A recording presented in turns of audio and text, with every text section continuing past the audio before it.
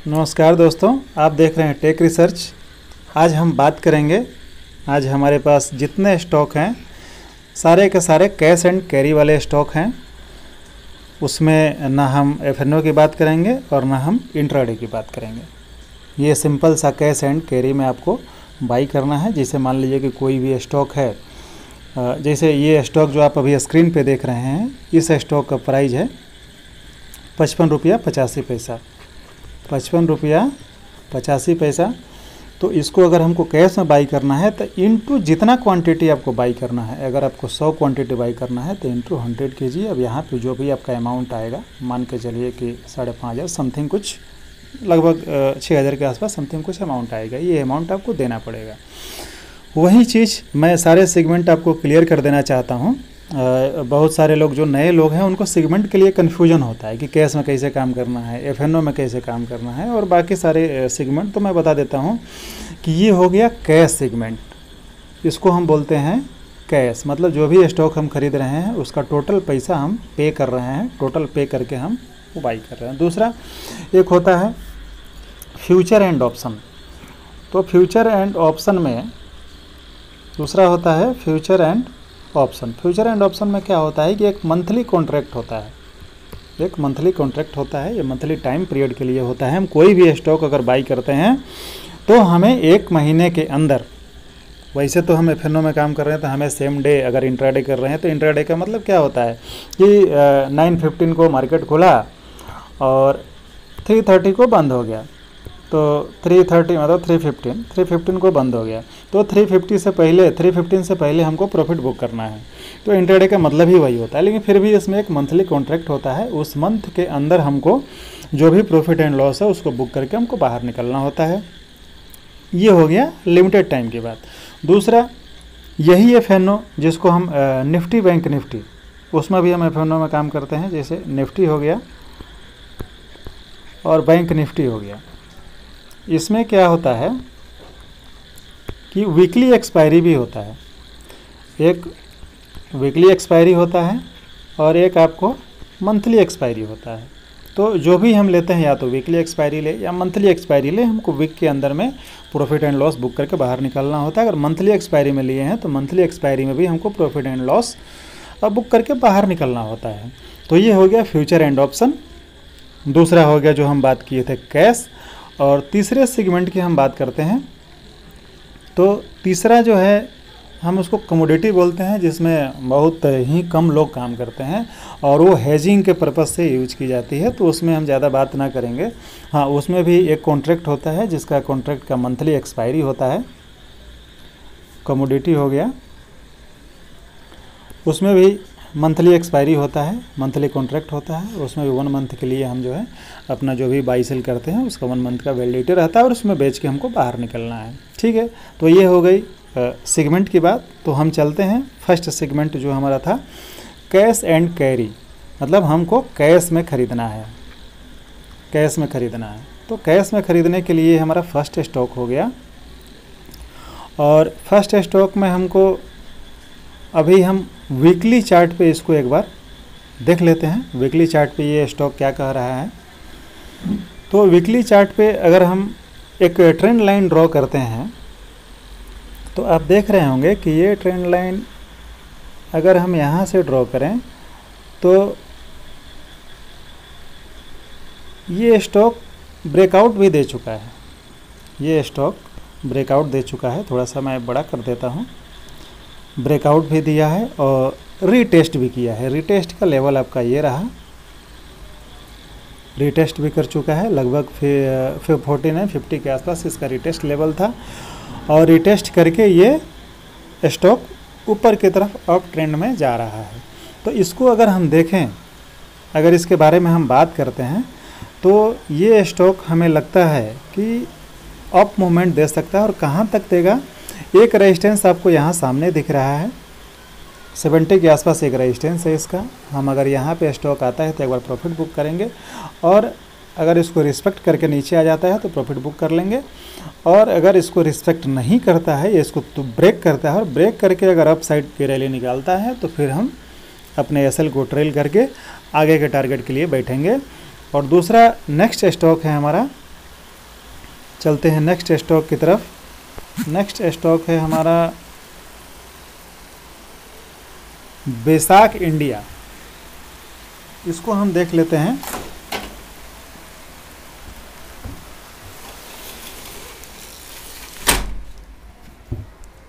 इसके लिए हम चलते हैं वीकली टाइम फ्रेम पे। वीकली टाइम फ्रेम पे सेम इसमें हम ट्रेंड लाइन इसमें भी एक ड्रॉ करते हैं और ट्रेंड लाइन ड्रॉ करके मैं दिखाता हूँ। अगर यहाँ से हम एक ट्रेंड लाइन ड्रॉ करते हैं तो ये हम क्या देख रहे हैं कि ये इस ट्रेंड लाइन को ब्रेक करने के लिए रेडी है। ये स्टॉक इस ट्रेंड लाइन को ब्रेक करने के लिए रेडी है। और अगर हम देखें, अगर हम इस स्टॉक को देखें तो ये स्टॉक एक बार तो सपोर्ट ले चुका है और पहले भी इस लेवल पे सपोर्ट लिया है। पहले भी इस लेवल पे ये स्टॉक सपोर्ट लिया है। वो भी मैं आपको ड्रॉ करके दिखा देता हूँ कहाँ पे सपोर्ट लिया है। ये अगर आप ध्यान दे रहे होंगे तो ये लेवल आपको हो गया। कौन सा लेवल है? 67 68 के आसपास ये स्टॉक पहले भी सपोर्ट लिया है और ये फिर दोबारा से सपोर्ट लिया है, तो ये डबल सपोर्ट हो गया। तो ये स्टॉक इससे नीचे तो नहीं आना चाहिए और ये ब्रेकआउट की तैयारी कर रहा है। तो ब्रेकआउट होने के बाद हम लें या ब्रेकआउट होने से पहले, ये आपको डिसाइड करना है। लेकिन ब्रेकआउट से पहले ये स्टॉक है। अगर वीकली चार्ट हम देख रहे हैं तो वीकली चार्ट को हम 3 महीने से 6 महीने के लिए देखते हैं। ये चीज़ हमेशा ध्यान में रखिएगा। इसको लेके हमको कुछ दिन तक होल्ड करके रखना पड़ेगा। अब वो टाइमिंग जो भी हो, लेकिन वीकली चार्ट हम 3 से 6 महीने के अंदर देखते हैं। 6 महीने में हमको प्रॉफिट मिल ही जाना है। हो सकता है आपको विदिन 10 डेज में मिल जाए, विदिन 1 महीने के अंदर मिल जाए, वो आपके ऊपर है। तो ये होगी इसकी बात। ये अपसाइड का जो मूवमेंट है, अपसाइड का मूवमेंट हम फर्स्ट टारगेट जो है इसके बैठेंगे। फर्स्ट टारगेट 140 का रहेगा हमारा और सेकंड टारगेट रहेगा 170 का। ये हमारे 2 टारगेट हो गए और एसएल रहेगा हमारा 60 का। अगर 60 के नीचे स्टॉक निकलता है तो फिर हम अपना एसएल लेकर बाहर निकल जाएंगे। ये हो गए इसके एसएल और टारगेट। अब दूसरा स्टॉक हम देखते हैं। दूसरा स्टॉक में क्या रैली बन रहा है। दूसरा स्टॉक है EID ईड पेरी। तो इस स्टॉक की हम बात कर लेते हैं। इस स्टॉक में कहाँ क्या बन रहा है। इस स्टॉक को अगर हम देखते हैं तो अगर वीकली चार्ट पे ही देखते हैं, अगर वीकली चार्ट पे ही हम देखते हैं तो वीकली चार्ट पे एक आपको बहुत ही अच्छा सपोर्ट यहाँ पे दिख जाएगा। मैं आपको ड्रॉ करके दिखा देता हूँ। एक बहुत ही अच्छा सपोर्ट यहाँ पे है जिसको मार्केट ने पहले भी रिस्पेक्ट किया है उस सपोर्ट को, और आज भी उसी सपोर्ट के पास आके मार्केट रुका हुआ है। और अगर ट्रेंड लाइन को हम ड्रॉ करते हैं, अगर ट्रेंड लाइन को हम ड्रॉ करते हैं यहाँ से, तो ट्रेंड लाइन ज़्यादा कुछ तो नहीं कह रहा है, बहुत ही सीधा ट्रेंड लाइन हो रहा है हालांकि। लेकिन ट्रेंड लाइन ड्रॉ करने से हमको एक चीज़ क्लियर हो गया कि अब इसके पास जगह नहीं है। इसके पास जगह नहीं है मतलब क्या है इस स्टॉक के पास कि एक ये आपका सपोर्ट लाइन हो गया, दूसरा ये ऊपर से ट्रेंड लाइन हो गया। अब क्या है कि अब इसके मूवमेंट के लिए जगह नहीं है। अब या तो नीचे इसको ब्रेक करे या अपसाइड ब्रेक करे, मतलब वो टाइम आ चुका है जिसके हम काफ़ी नज़दीक हैं। या तो अपसाइड ब्रेक करे या डाउन साइड ब्रेक करे। तो हम अगर ये स्टॉक हमको 470 475 के आसपास मिलता है तो इसको ज़रूर बाई करने की हम कोशिश करेंगे। और एसएल हमारा जो रहेगा वो 450 के आसपास रहेगा। एसएल 450 का एसएल हम लगाएंगे। और फर्स्ट टारगेट हमारा जो होगा, फर्स्ट टारगेट होगा वो लगभग 550 के आसपास। अगर एग्जैक्टली हम देख लेते हैं, एग्जैक्टली हम देखते हैं तो टारगेट हमारा कहाँ आ जाएगा। हाँ, वो टारगेट हमारा आएगा 545 के आसपास एक टारगेट हम बुक करेंगे और उसके बाद से लॉन्ग टारगेट के लिए बैठेंगे। थोड़े से क्वांटिटी हम वहाँ बुक कर लेंगे और थोड़े से क्वांटिटी को लेके हम अपने एसएल को ट्रेल करके लास्ट टारगेट के लिए हम बैठेंगे। लगभग 670-75 के आसपास के टारगेट के लिए हम बैठेंगे। तो ये हो गए हमारे लगभग 3 स्टॉक हो गए। तो अब एक चीज़ और मैं आपको डिस्कस कर देना चाहता हूँ। बहुत सारे लोग अपने वो प्रॉफिट दिखाते हैं, बहुत सारे लोग अपने प्रॉफिट दिखाते हैं, प्रॉफिट का स्क्रीनशॉट दिखाते हैं कि हमने आज इतना कमा लिया, हमने आज उतना कमा लिया, हमने आज 20,000 कमा लिया, हमने 50,000 कमा लिया, हम 10 लाख रुपया कमा लिए। तो देखिए आप उसके स्क्रीनशॉट पे ना जाइए कि उसने कितना कमाया, वो क्या कर रहा है उसका। देखिए सबसे फर्स्ट आपको ये ध्यान देना है कि उसका सेटअप क्या है, उसका सेटअप क्या है, वो ट्रेड कैसे करता है, और अगर वो 10,000 रुपये आज कमाया है तो उसके लिए कितना लगाया। हो सकता है उसने 1 लाख रुपया लगाया, हो सकता है उसने 10 लाख रुपया लगाया और लगा के 10,000 कमाया है। लेकिन आपको तो बताया, आप तो सिर्फ इतना जानते हैं कि उसने 10,000 रुपया कमाया, लेकिन 10,000 रुपया कितना देर में कमाया, उसको कमाने के लिए कितना लगाया और उसके लिए क्या सेटअप यूज किया। तो मैं आपसे ये कहूँगा कि आप किसी के स्क्रीनशॉट, किसी के प्रॉफिट और किसी के उस पर मत जाइए। आप अपने हिसाब से ट्रेड कीजिए, अपने सेटअप पे ट्रेड कीजिए। और हाँ, एक चीज़ और बोलना चाहूँगा कि लेवल मोस्ट इम्पोर्टेंट है। आप लेवल पे काम करें, लेवल पे काम करना बहुत बढ़िया रहता है। अगर आपको लेवल पे ट्रेड मिलता है तो कीजिए, नहीं मिलता है तो मत कीजिए, दूसरे दिन हम ट्रेड करेंगे। कोई ज़रूरी नहीं है कि हमको लेवल पे ट्रेड करना ही है, विदाउट लेवल ट्रेड करना ही है, सॉरी, विदाउट लेवल ट्रेड करना ही है। इस चीज़ों का ध्यान रखिए। जब ट्रेड लेवल पे मिले तो ही ट्रेड करेंगे, अदरवाइज नहीं करेंगे हम। उसके लिए मैं आपको एक एग्जांपल दिखाता हूँ। एक स्टॉक है हमारे पास, ये इंडिया होटल का स्टॉक है। अब ये वीकली चार्ट है, मैं इसको 15 मिनट चार्ट पे जो है चल के देखते हैं थोड़ा सा। ये पहले से कुछ लाइनें लगी हैं, इसको रहने दीजिए, इससे आपको कोई दिक्कत नहीं होने वाला है। जैसे मान लीजिए कि इस चार्ट को हम थोड़ा सा बड़ा कर दिए, तो अभी अगर हम 15 मिनट चार्ट पे देखते हैं तो ये फ्राइडे के दिन की मार्केट थी। कौन सी? ये वाली, हाँ ठीक है, ये फ्राइडे के दिन का मार्केट था। फ्राइडे के दिन आपको मार्केट ओपन हुआ कहाँ पे? फ्राइडे के दिन लगभग यहाँ पे ओपन हुआ। इसका ओपनिंग लेवल ये था, लगभग 400 के ऊपर ओपन हुआ था। और ओपन होने के बाद अब क्या है कि इसके लिए हमको क्या करना है, फ्राइडे के दिन अगर हमको काम करना है तो हमको थर्सडे के दिन एक सेटअप अपना बनाना है। थर्सडे के दिन सेटअप क्या बनाना है कि ये थर्सडे का क्लोजिंग था, ठीक है, क्लोजिंग था तो ये हमारे लिए सपोर्ट हो गया और ये हमारे लिए रेजिस्टेंस हो गया। यही दो लाइन है जिसके अंदर अभी आपको कन्फ्यूजन हो रहा होगा। मैं इसको एक बार डिलीट कर देता हूँ, फिर से दोबारा बनाता हूँ। देखिए ये थर्सडे के दिन का मार्केट है, ये आपको सपोर्ट हो गया और ये आपका रेजिस्टेंस हो गया, ये आपका सपोर्ट हो गया। यही दो लाइन है। अब नेक्स्ट डे जब मार्केट खुल रही है, नेक्स्ट डे जब मार्केट खुल रही है यहाँ पे, अब देखिए वो लाइनें थोड़ी सी गड़बड़ हो जाएगी। एक काम करते हैं, मैं कलम से नहीं बना के वहाँ ड्रॉ ही कर देता हूँ तो आपको क्लियर हो जाएगा। मैं ड्रॉ कर रहा हूँ अभी, एक सपोर्ट एक रेजिस्टेंस अभी ड्रॉ करके आपको दिखाता हूँ मैं। हाँ, तो मैं यहाँ आपको ड्रॉ करता हूँ, एक सपोर्ट भी ड्रॉ कर देता हूँ और एक रेजिस्टेंस भी ड्रॉ कर देता हूँ। ये सपोर्ट हो गया और ये एक आपको रेजिस्टेंस हो गया। हाँ, तो अभी हम यहाँ आ गए। ये आपको मार्केट हो गया कौन से दिन का? ये हो गया थर्सडे के दिन। थर्सडे के दिन का ये मार्केट हो गया कहाँ से कहाँ तक? इतना और इतना। ये थर्सडे का मार्केट हो गया, थर्सडे का मार्केट हो गया। और अब इसके बाद हम यहाँ आते हैं, ये आपको फ्राइडे के दिन का मार्केट हो जाएगा।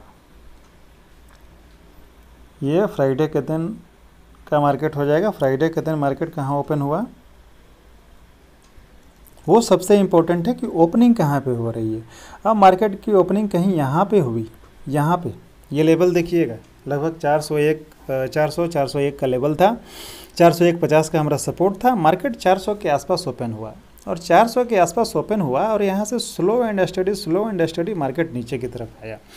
अब अगर यहाँ हम 401, 402 का भी अगर एसएल हम डाल दिए होते तो क्या मार्केट हमारा एसएल हिट करता है? नहीं करता। तो इसलिए हमको सिर्फ लेवल पे काम करना है। मान लीजिए मार्केट हमको यहाँ मिला, हमारा एसएल बहुत छोटा हो रहा था, तो हम वहाँ एसएल लेके काम कर सकते हैं ना, कि छोटा एसएल है हमारा, हम यहाँ पे काम करेंगे, यहाँ पे कहीं काम करेंगे। तो एसएल हमेशा छोटा रहेगा। कब? जब आप अपने लेवल पे काम कीजिएगा तो आपको एसएल हमेशा छोटा लेना पड़ेगा। और अगर आप विदाउट लेवल काम करते हैं, जैसे मार्केट आपको यहाँ इस लेवल पे मिली, आप यहाँ काम नहीं किया, मार्केट थोड़ी सी गिर गई, तो आप यहाँ पे कहीं सोच रहे हैं कि हम अरे ये तो लाओ गिर गई, अब यहाँ से ले लेते हैं, लाओ ये तो गिर गई, अब यहाँ से ले लेते हैं। ठीक है, कोई बात नहीं। यहाँ भी अगर आप ये एसएल डाल के निकले, एसएल डाल के काम किए होते तो मार्केट आपका एसएल हिट नहीं करती। कोई बात नहीं, यहाँ भी नहीं लिया, अगर यहाँ भी आपने लिया होता तो भी मार्केट आपका एसएल हिट नहीं किया। ये तो चलिए ठीक है, एक स्टॉक की बात है, हो सकता है एसएल हिट नहीं किया, लेकिन आपको लेना कहाँ था? लेना यहाँ पे था, लेवल यहाँ बन रहा था, हमको यहाँ लेना है। तो ध्यान रखिए फ्रेंड्स, अगर आप काम करते हैं इंट्राडे में, चाहे वो कोई भी सेगमेंट हो, तो आप लेवल का ध्यान हमेशा रखें।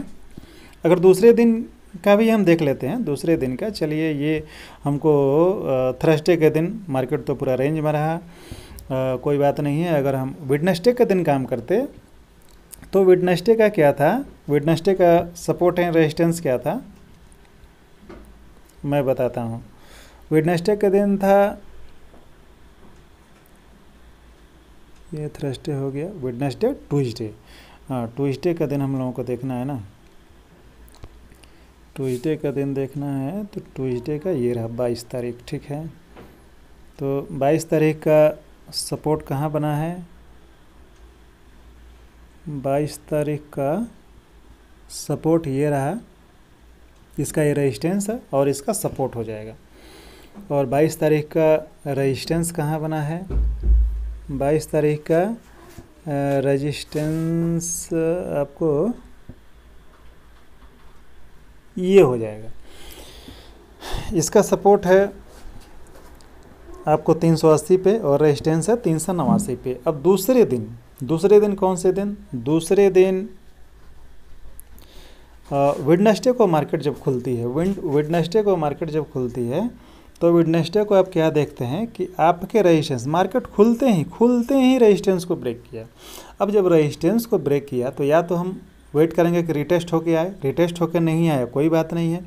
अब दूसरे कैंडल का जब हाई तोड़ता है, आप एक वीडियो हमारा देखे होंगे, एक वीडियो में बनाया था 930 वाला जो फार्मूला था, 930 स्ट्रेटजी, तो उस पर अगर हम काम करते हैं तो सेकंड या थर्ड कैंडल जो भी इस कैंडल के हाई को ब्रेक करती है तो हम उसके हाई पे बाई कर सकते हैं। तो वहाँ भी बाई करके हम जाते तो हम एक अच्छा खासा प्रॉफिट कमाते।